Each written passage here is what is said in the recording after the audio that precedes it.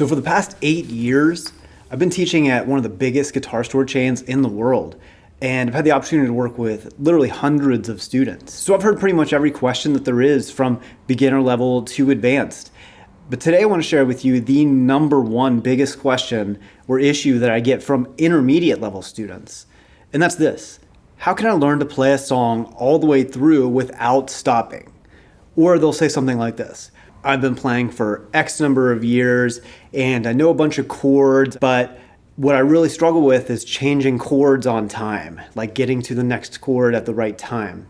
So I hear these questions over and over and over again. And honestly, I was never surprised hearing that, because those were the same issues that I dealt with when I was learning guitar.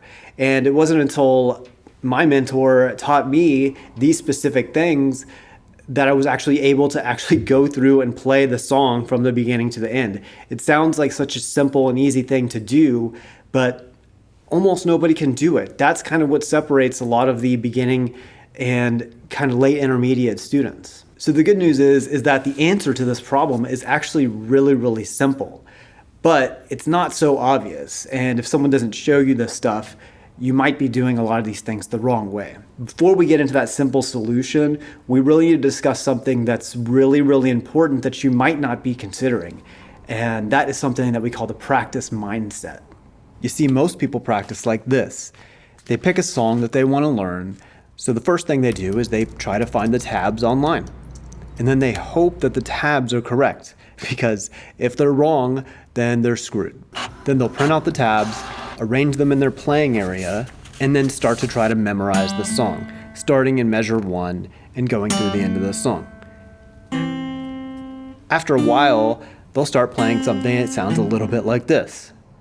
So they'll start playing kind of the main theme of the song okay, but then as soon as they get into a hard section, they slow down, very carefully try to play all the right notes, even though there's no rhythm there. After that hard part, they get back into the main theme that they are able to play really well. So why is this bad? Shouldn't I try to rack up as many hours as I can practicing? Well, yes and no. See, you should try to practice as much as you possibly can, but if you're practicing like that, you're never gonna get better, and unfortunately, you actually might be getting worse. Let me explain. When your body needs to perform an action or movement, information needs to travel from your brain down your spinal cord through the nerve fibers to your muscles. So when you're practicing something like guitar, you're actually strengthening the neural circuitry in your brain. So by repeating a mechanic several times over and over again, your brain will be able to send this information more and more efficiently until eventually it takes almost no mental effort at all. So this is commonly referred to as muscle memory. So the main takeaway is that if you repeat an action over and over again, it makes it easier for your brain to send that action information to your muscles. Okay, but here is the problem. Your brain doesn't know whether that information that it's sending is correct or not. It only sends the information that you've programmed it to send. So if you're practicing in that way that most people practice, where you're stopping and starting, your brain is going to basically remember that, program itself to send that misinformation to your muscles, and you will never improve. So instead of practicing like that, here's what you should be doing. Number 1, metronome practice. When you practice with the metronome, don't just practice slowly. You need to set your mindset to practice in slow motion. The difference is that in slow motion, your timing and your mechanics will stay intact. Instead, when people just play slowly, they tend to just play the notes in order without timing. And this just reinforces bad habits and bad action information sent from your brain. Again, whatever the hardest part of the song is, pick the speed that you can successfully practice that part, and that will be the speed that you can play the rest of the song. Don't practice the easy bits fast and then the hard bits slow.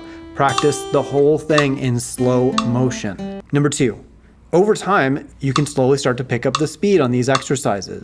But it's really important to make sure that you mind your mechanics. You have to keep your technique in mind, making sure that you know that everything that you're doing is correct. That way, when you pick up the speed, your body will still be able to do those same movements.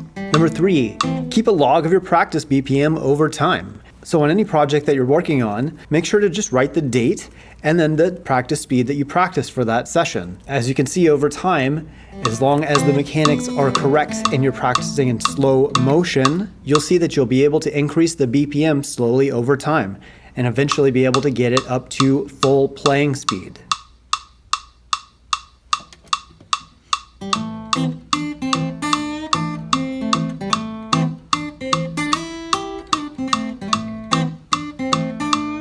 So after teaching for so long, I know that a bunch of you are still thinking, well, that's all great, but I still don't know how to practice with the metronome.